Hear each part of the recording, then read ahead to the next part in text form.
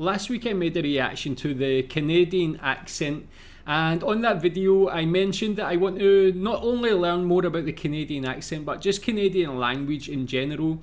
And obviously Canada is an interesting country for that because it has two official languages. The most commonly spoken is English, of course, but also there's a large French speaking population as well, so it gives Canada a unique identity with regards to the language.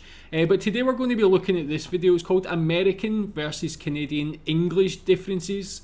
So of course, as I mentioned, Canada, the majority of people speak English, but even with all English-speaking countries, whether it be USA or Canada or UK or Australia, even within the English part of that, there's a lot of differences in slang and just general terms that we use. So I want to see the differences between the USA and Canada, see if there's a lot of differences really. Tell me what differences you know. Tell me what you think about the examples in this video as well.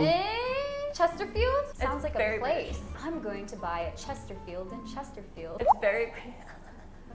Hello! Hi, I'm Christina from the USA. And I'm Sydney and I'm from Canada. Canadians say a lot. Yeah, it depends. Depends where. Yeah, it depends on the Canada. location, but yeah, our stereotype is saying A. Yeah, that's what I know. And also like the A sound is a little bit different. Can be, yeah. Can be, depending on where, I'm sure. Yeah, that's interesting. I mentioned like again with regards to like the word about, that I feel like that's more common in Scotland than it is in Canada. But even with that like that's something we say. It's like one of these things I'll say between and during sentences. I'll say like or use that sound. It's like EH. But again, it's also something that seems to be relatively common in Canada also. But when do you actually use that when is it you use that in a sentence? Okay, so I guess this is like, we've got to say what this is, and then they'll probably have like what Americans call it, what Canadians call it. So maybe you can do that at the same time. For me, I'll call this like coloring pencils, something like that. In the US, colored pencils. Pencil crayons. Pencil crayons? Pencil crayons? Yeah. I didn't know that. If we say crayon, it's just like a crayon. Yeah, that's what I think as well. I thought that was more like the crayons. It's like that wax. Pencil plus a crayon. Oh man, I didn't know that. That's the first time I've heard pencil crayon. Really? Like, yeah. I've never really heard color pencil. Wow. So it's just been pencil crayon. Yeah, tell me if that is that true? I've never heard the term pencil crayon before. I guess it kind of makes sense because it's like all colourful ones, the same as colourful crayons, but this is a pencil version of that. But not something I heard. I call it colouring pencils. This one I call Z. I know that in America they call it like Z, but I'm not sure what Canadians call it actually. Z. Actually, other call it countries Z as say well. Z too, yeah. Right? Is it just us that say Z? I'm not sure. Yeah, like, I don't know anymore too, because I always thought Z coming from the US, but then I heard other countries, they say Z. Yeah, I'm not sure if it's a British influence. For us, it might most likely is, just because the other places that you would hear English have been colonized by Britain, so. Right. Yeah, that's what I was going to say. I think that might be from the British colonization or the British language at that time. It's just interesting. Again, like that's why I wanted to watch a video like this, because America and Canada are literally neighbours, joined by a border, separated by a border, you could say, but have that difference. A literal letter sounds so different, man, Z and Z, but yeah, I guess that must be the British influence. This one I'll call like bathroom. I'm not sure. In America, we would say bathroom. In Canada, we say washroom. Yeah, I've heard washroom, but typically, yeah, you'd be like, oh, I'll be right back, I'm going to the bathroom. In Canada, because we have influence from the UK and from America, yeah. So we use all these terms interchangeably. So I will say bathroom one day, or I'll say washroom another day, or I might even say restroom. Right. Okay. So it really depends on who you're speaking to in Canada too. Someone who has more of a British influence will say more of like the British. Yeah. So what do you use? I use these two most, like bathroom and washroom. But if I want to sound more refined, I'll go with restroom. Yeah, that's what I was going to say. Was like I feel like restroom, even washroom. I feel like I would call that maybe more. I don't think I'd ever use washroom actually. Restroom I'd maybe use if you're trying to be polite, as she mentioned. But for me, it's always like bathroom. Tell me if that differs within Canada as well. Different provinces call these things different things. This one I'll call multi-story car park. Because it's multi-story. Yeah. Or in the UK. In the US, we would say parking lot. In Canada, we say parkade. Parkade. Parkade, like a parking parade.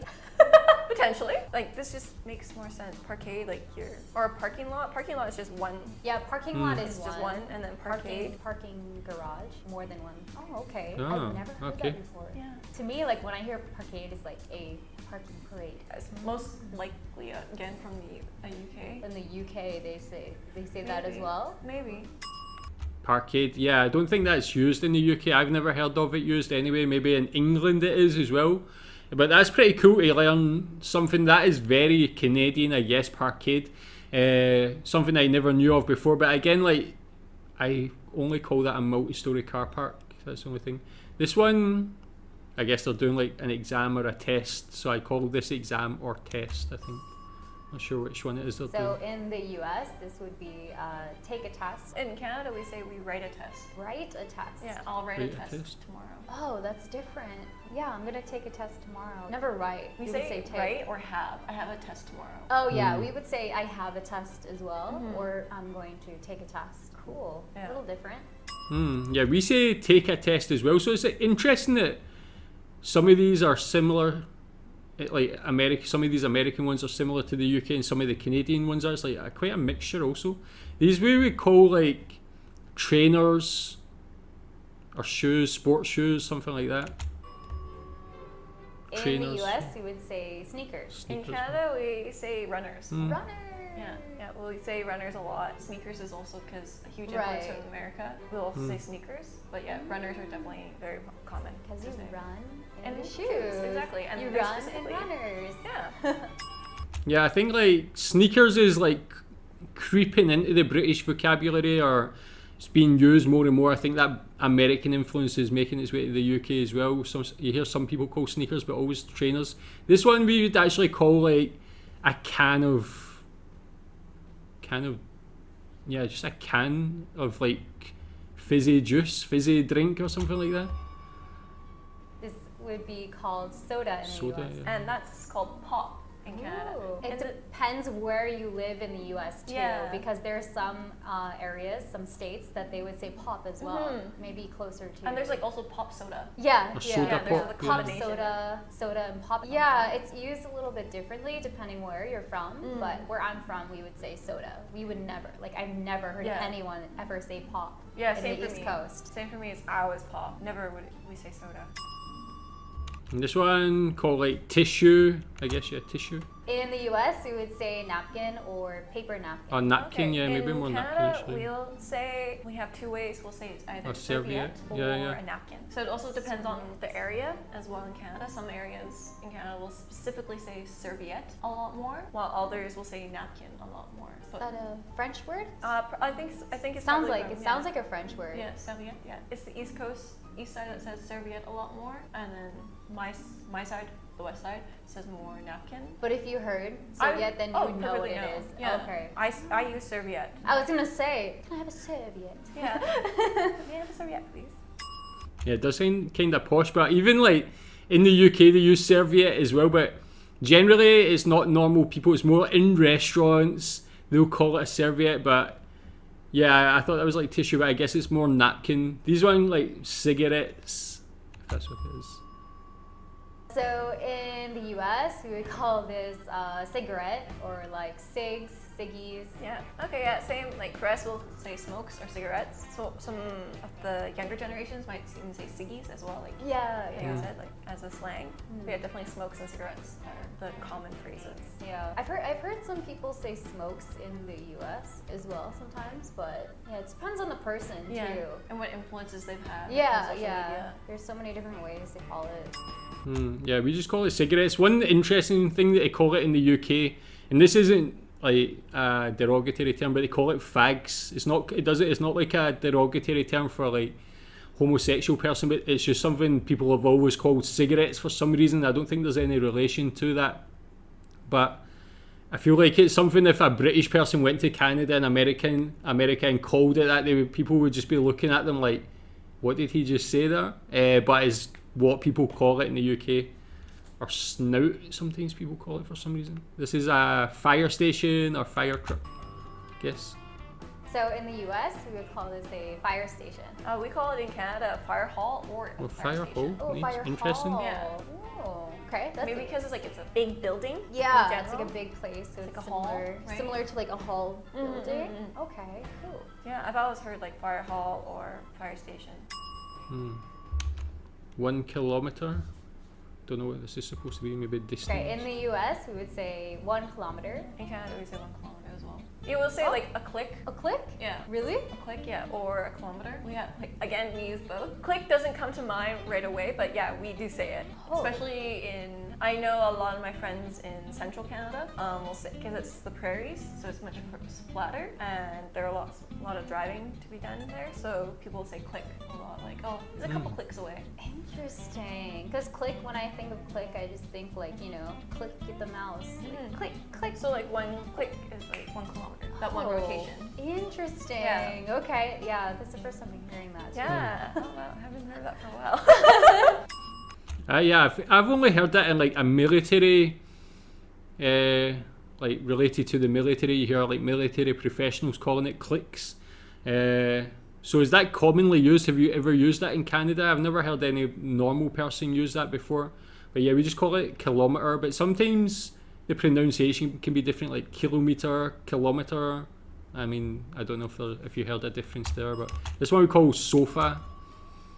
In the US, we would call this a sofa. In Canada, we'll say a couch. Oh yeah, we'll call it couch as well, actually. Chesterfield. Chesterfield? Chesterfield? Chesterfield is more British.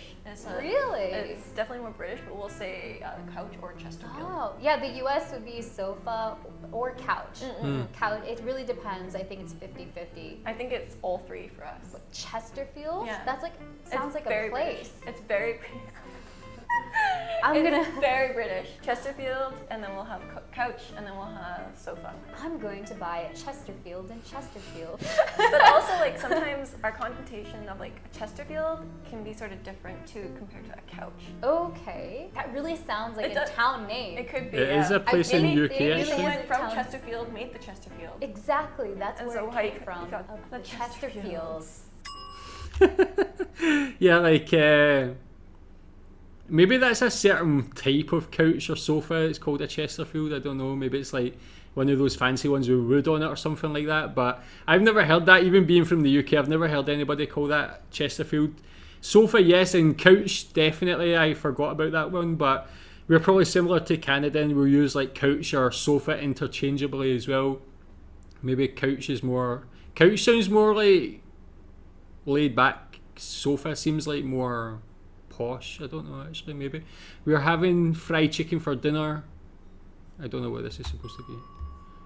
So in the US, we're having fried chicken for dinner, right? In Canada, we would say we're having fried chicken for dinner, eh? Hey. Oh, so that's or where it's we used. could say Okay. right as well. So it also depends okay. on, like, if you're more city, you might say right or hey. Oh, okay. It depends on, like, I've heard right, hey, and a. Oh. In central Canada as well, it's mainly like hey or a or a. Hey or Yeah. hey. We're having fried chicken for dinner, hey? Oh, I've heard it. It's a very like kind of like stereotypical Yeah. thing that Canadians say A. If I see some like YouTube videos, people making kind of fun of it, then I hear it. Yeah, I hear a lot of like the A. Yeah, I say a lot. Yeah, And I've met some Canadians. I even write it all the time. Oh, yeah. Especially, it's just the perfect, it's an emphasizer as well. Exactly. A is an emphasizer, and it's also a tag question. And so that was so cool, eh? Yeah, yeah. Type thing. So That's it's, definitely how type I thing. would So we use that it as well, just actually. like an emphasizer Yeah. as well. And so I'll type it, and it's really hard for me not to use A in those situations, and especially for teaching. Oh, I'm like, That's- that was so cool. A, A, right?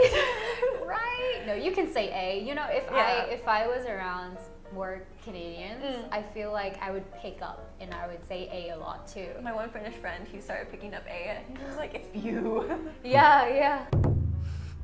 Yeah, that was. Yeah, I feel like also I'm not sure if that A came from like the British culture as well. I feel like it's something we say in the UK, definitely say it in Scotland at the end of sentences, like that last example there, like we'll say, oh, did you like watching that movie, eh? Or something like that, or do you want to do something, eh? So actually, I wonder if that comes from the British language, or like from the British colonialism as well. Who was it the most interesting? I think for me it was a color pencil. For me, it would be the sofa, Chesterfield. that was just like, what?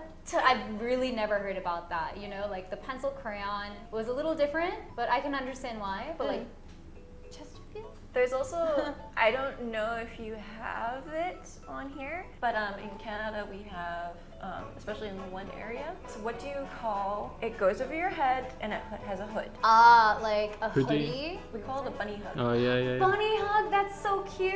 What? Yeah. It's strictly, it was coined in Saskatchewan. It's the it's the third province in Canada, like really central Canada. Okay. And they came up with that word, no bunny way. hug. Is that commonly used in Canada? Oh, that's so cute. I haven't heard that before. Yeah. That's super cute. So that's a really Canadian word. Okay, so today we learned some different words with the US and Canada. If you like this video, please like and subscribe. Thank you so much for watching. Okay, yeah, so a lot of interesting words there on both sides. I think, like, overall it seems like it's kind of really a split between Canada and the US with regards to using the similar term as the UK. Again, I've never heard some of them, which was really interesting. Like, I've only heard the bunny hug on previous videos before, but the things like the Chesterfield and the colouring crayons, I've literally never heard that once in my life before. But it's great to know, man. That's why I wanted to, this is one of the reasons I wanted to watch this video as well, because I obviously want to see the differences, but I want to learn new things as well. So great video for that. Tell me if you're from Canada. Do you use all of those terms that she mentioned, the Canadian girl? And was there any there that you've never heard of being from Canada, or any that are not commonly used? And tell me if there's any other words that are very unique to Canada with regards to the English part of English-speaking part of Canada. And yeah, I love that video. Another great insight into Canada and the Canadian language. Thank you.